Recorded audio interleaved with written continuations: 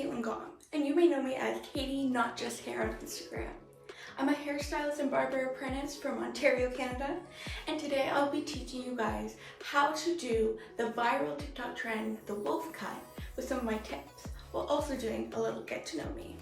So this is my mannequin I'll be using today. We'll name her Gertrude, and this mannequin, the color's not great. I actually used dollar store dye on this. This is my level 1 mannequin from hair school. It also has like a diagonal cut on it, and before I did this today, before I started filming, I actually straightened out the mannequin because I found it a lot easier. The first thing I'm gonna do is actually gonna do curtain bangs, just so I get the bang that I want and don't cut it too short when I'm doing the wolf cut. Now, how I do this, there's many great ways to do this. First, I'm gonna decide how far back I want it. So I'm gonna do mine about here. So that's about a little over, like about 2 inches. So I'm gonna mark that, and then what I do is I find like where the end of the eyebrow, and I make a triangle base. I think I'm gonna do mine a little wider than just past the eyebrow, about there. I'm gonna do this on both sides and pin it. Okay, so now that I have sectioned all the hair on Gertrude, as we can see, the triangle part. That's so. So, then you're gonna need to take your spray bottle. Mine's super print, of course. I love super print. And we're just gonna give it a few little spritz. And you definitely wanna do this with a middle part. So, as we saw before, mine was middle parted. So I'm gonna split mine down the middle like so. Come out. So I actually lost the footage of me showing how to cut the curtain bangs, but this is the technique I use, and this is from behind the chair on Instagram. So first I'm gonna point cut in the center section, right here. So I'm gonna go up about 1 inch or 2. And I'm just gonna really diffuse the line and just make it shorter. So the reason I got into the hair industry was actually quite a big of a journey. So growing up, I was always very creative kid. And I've always loved beauty. I remember playing my mom's makeup as a kid. And I was always the trouble kid in the family, and so I was always very creative, always just loved doing like art and everything like that. I'm just cutting up a little bit more now. I want it to lay kind of right by the nose area. So, and I'm just gonna do some slide cutting for this. So, I always love being creative. I always like drawing and painting, and I still do. Sorry, my camera actually died, so I had to move to a different one, so it's a little bit of a different setup.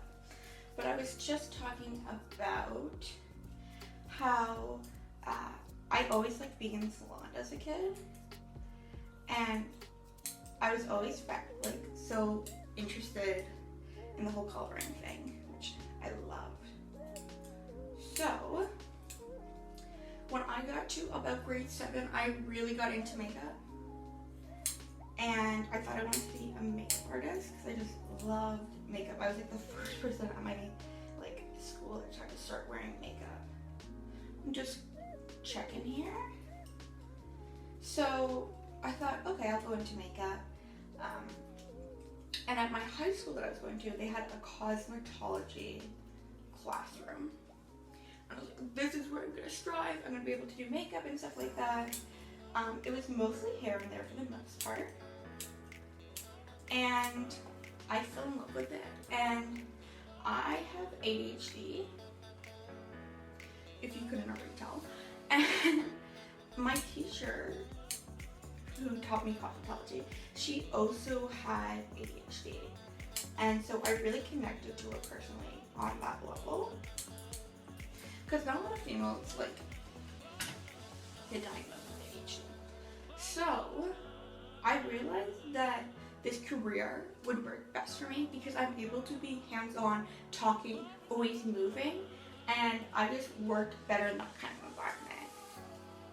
So I just constantly loved being in that class, and I figured that that would probably be the best career option for me, just because I had a love and a passion for it, and I could see myself doing it as a career. So that's how I got into the hair industry, and I love it a lot.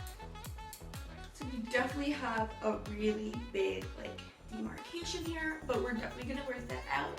I'm gonna put it in a ponytail. I decided to put my own hair in a ponytail because it is hot, it is summertime. So I have a hair elastic. I'm just gonna lower my mannequin down slightly, just so you guys can see a little bit better. If you're in hair school and you're doing it officially like I am, I definitely recommend getting a mannequin stand that's like a tripod. A lot easier. So I'm gonna brush her hair into a ponytail. So with the wolf cut, the whole ponytail thing, my teacher actually taught me this because I have a really hard time slide cutting with on the left side. I can do great on the right side, can't really do it on the left side. So he said, hey, try this. And I was like, I've seen this all over TikTok. So I'm just gonna start here. She has a lot of hair and she already does have some layers in it, so it'll make it easier. But basically what this does is it allows to make long layers in the hair very quickly. There are very typically strong layers as well. So because our hair is very uneven, just try to stand up. Go. It's kind of hard to make it really smooth. I can do it. Okay. And the bangs, I'm just gonna leave them out for right now. Take my elastic band, wrap it around. I would like it smoother, but with our fine tune, we'll be able to fix it. So, because this is mannequin hair, and here has the layers, her hair's a little funky. So, I'm going to decide where I want my shortest layer. So, you take the ponytail here. Where the shortest layer, I want to probably go here. I want her to have a very shaky look, which if you have longer hair, you need to go with the shaky look. Just cut it, don't cut the chair. So what I'm going to do is I always say cut less hair than you think. So I'm gonna cut mine here, which might look a little drastic. I don't know if you guys can see that, but we can do it a little bit. There we go. Which might look a little drastic, I think, there, to some people. But honestly, I think it's gonna get me the look that I want. So, and there is some layers already in there, so I honestly think I'm happy with that one. So I'm gonna grab my shears, make sure my fingers are parallel, pull all the hair up into one length. Now, for people that are not hairstylists or don't know how to cut hair, please, please, please do not use kitchen scissors. As well is you do not want to cut past your second knuckle. I did a little there. Rebelling against my own advice. So, because I missed a strand.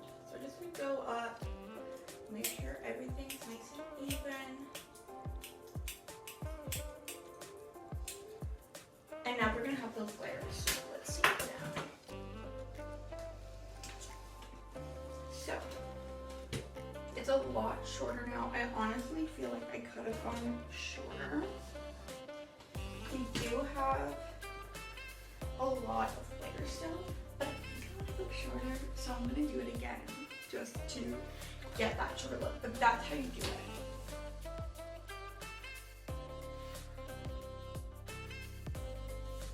I've done that second cut again. And I think that's more of the length that I want. So we still have quite long hair, as you can see. It didn't take off too much length, but you can definitely see all those layers in there. So if you cut it even shorter, like kind of how I did, you kind of get more of that mullet look. But good thing I didn't cut it way too short because you would definitely have the mullet look. So this is something typically I don't do too much in the hair industry, but I had really fun doing this kind of technique. So what kind of stuff I like in the industry is typically, like, I love barbering. I work at a barber shop right now. It is called Starks. There are many different locations all over Ontario. I work at the Brooklyn one. Great people, love it there. I also really enjoy coloring hair. I think it's super fun. It's like an art form to me. I love it. So definitely love that too. I also like doing really like out there styles and that kind of stuff as well. I love doing like updos and all that kind of stuff, or very like industrial, or very like what you'd see like on a PC or right, that kind of stuff. Just like not your typical stuff. But probably the one that I love most about this industry is I love meeting new people and, you know, learning all their different stories and where they're from and everything like that. So what I'm doing here, you're probably wondering. So what I'm doing now, you guys can see better now, is I am just sectioning the hair about in front of the ear, okay? As you can see here. And I'm just gonna do a little bit of blending, I'm gonna do quite a bit of blending, just to blend the curtain bags into the side. So, let's start here. So that's where our curtain bag ends. So what I'm gonna do is I'm just gonna do some slide cutting. Just going down. And this is gonna just help the blending. It doesn't have to be hugely drastic. I like drastic change. I'm that kind of person. I'm a go big or go home kind of thing. So I'm just gonna keep on blending it. I mentioned before, I'm not very good at slide cutting on my left side. So I did some slide cutting, but now I'm going with point cutting just so I make sure that I have all the right angles that I wanted.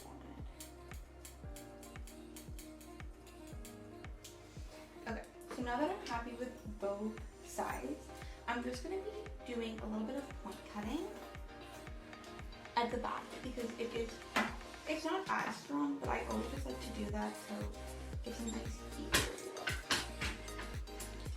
So, some of my biggest accomplishments in the hair industry are, a little bit, it's definitely my grades in hair school I'm super proud about. Growing up, I didn't have like the most perfect grades. So I do have trouble learning and that kind of stuff. But I'm super proud of that. Another thing that I think is super important that people need is their barber site certificate. So I have my, I have my COVID-19 barber site one, which is extremely important. But I do like that. I don't have like awards or anything. I've never done like competitions or anything like that. Just because how crazy the last couple of years have been with COVID and that kind of stuff, that really hasn't been an option for me. So some of my biggest accomplishments are these looks. So the first one I have is my safety pin updo, which I'm super proud of how creative I was. This amazing foliage that I did with this beautiful blue color. This pointed men's cut I love doing. This is my dad's haircut. I love doing his hair. I found this look was great, and creating this pink Frenchy wig was amazing. So one of the most important things, I think definitely having great hairstyling skills are super important, but when someone's in my chair, I really want them to just feel like comfortable, relaxed, and just like have trust in me that everything's just gonna come out perfectly. Definitely like hair health is super important to me. Like I definitely want to make sure all my clients' hair is healthy and strong and beautiful. And I also definitely want to help them reach their hair goals, you know. I want everyone just to feel super confident on who they are. So here's me just putting the Velcro rollers in. I can do a tutorial soon. So I took the rollers out. The bangs here are still quite high, but they are going to drop a little lower, as you can see. And give this more of a face for them. But there's so many, let me just take it off, beautiful layers in here. Very beautiful look. So I really enjoyed doing this haircut. I hope this was very helpful. And to all of my potential future clients out there, I want you to know that I really want to help you guys get the best results as possible so your hair's healthy and so you can feel unstoppable. I hope you really enjoyed this and it helped a lot, and have a beautiful, wonderful rest of your day.